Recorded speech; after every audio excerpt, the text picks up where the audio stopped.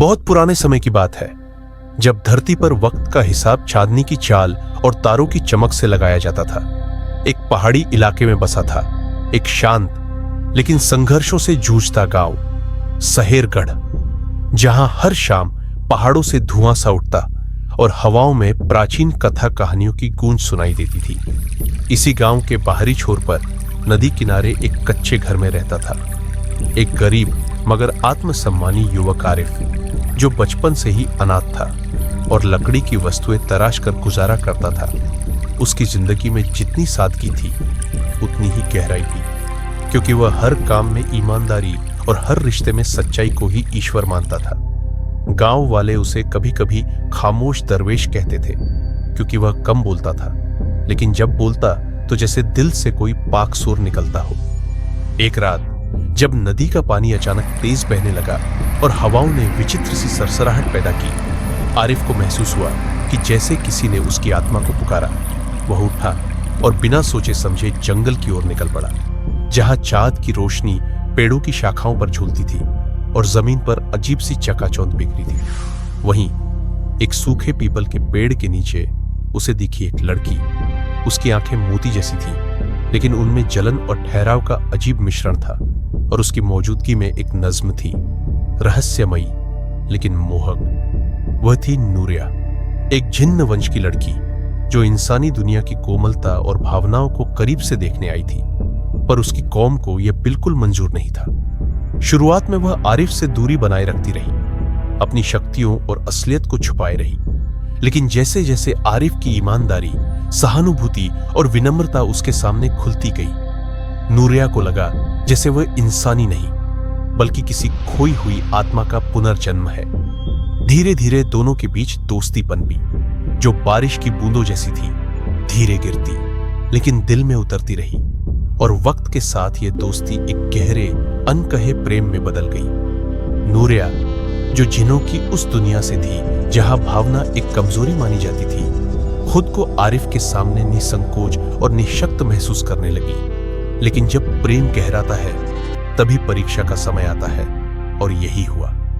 जिन्न समुदाय को जब पता चला कि नूरिया इंसान से जुड़ चुकी है, उन्होंने इसे नियमों के विरुद्ध मानते हुए उसे वापस बुलाने या मिटा देने का फरमान सुना दिया। नूरिया के लिए यह वक्त बहुत कठिन था, और आरिफ के लिए यह चुनौती उससे भी ज्यादा गंभीर, क्योंकि उसके पास कोई जादू नहीं था, बस था तो उसका साहस और विश्वास उस एक चीज पर जो उसने हमेशा जिंदा रखी, इंसानियत में ताकत। उसने नूरिया को बचाने का प्रण लिया, लेकिन वह जानता था कि यह आसान नहीं होगा, क्योंकि जिन्हों की दुनिया कोई अदालत नहीं थी, वहां शक्ति ही न्याय था। आरिफ ने गांव के पुराने मंदिर में जाकर वह किताबें ढूंढी जिन्हें लोग किस्से मानकर भूल चुके थे, जहां बताया गया था कि जिन्हों और इंसानों के बीच संतुलन कैसे स्थापित होता है, कैसे ऊर्जा का प्रवाह दोनों जातियों में संकट या समन्वय ला सकता है। उसी ज्ञान के सहारे आरिफ ने एक विशेष यंत्र बनाया, जो आत्मा की गहराई से जुड़कर दोनों दुनियाओं में संवाद स्थापित कर सके।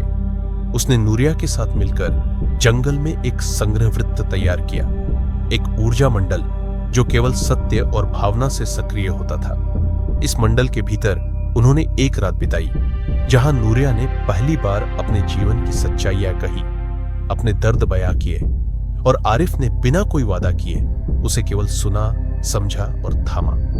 और यही वह क्षण था जहां प्रेम केवल भावना नहीं बल्कि आध्यात्मिक बंधन बन गया।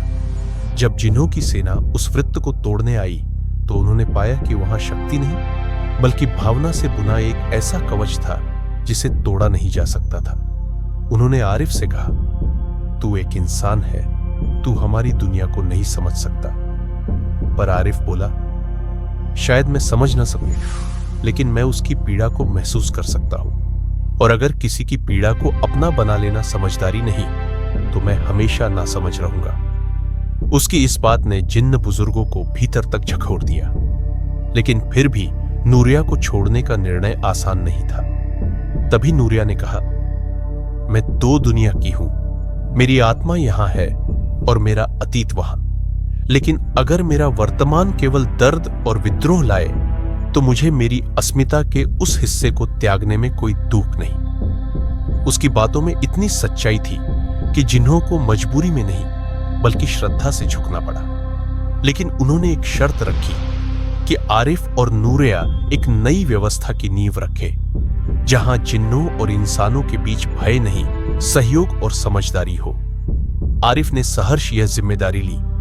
वह अब केवल एक प्रेमी नहीं बल्कि दोनों दुनिया के बीच का एक जीवित पुल था, एक ऐसा जीवित रक्षक जिसने भावना, त्याग और सत्य से नई राह बनाई थी। समय के साथ सहेरगढ़ में परिवर्तन आया। वहां अब कभी कभी रातों में पेड़ों से अजीब रोशनी छनकर आती और बच्चे कहते, वो देखो, आरिफ अंकल और जादू वाली दीदी फिर से चाँद को छूने जा रहे हैं। और दूर नदी किनारे उस पुरानी झोपड़ी में दो साए बैठे रहते, एक इंसान और एक पूर्व जिन्न, जिनके बीच अब न कोई सीमा थी न कोई भय, बस एक अनंत कहानी जो हर बार नए सिरे से लिखी जाती थी।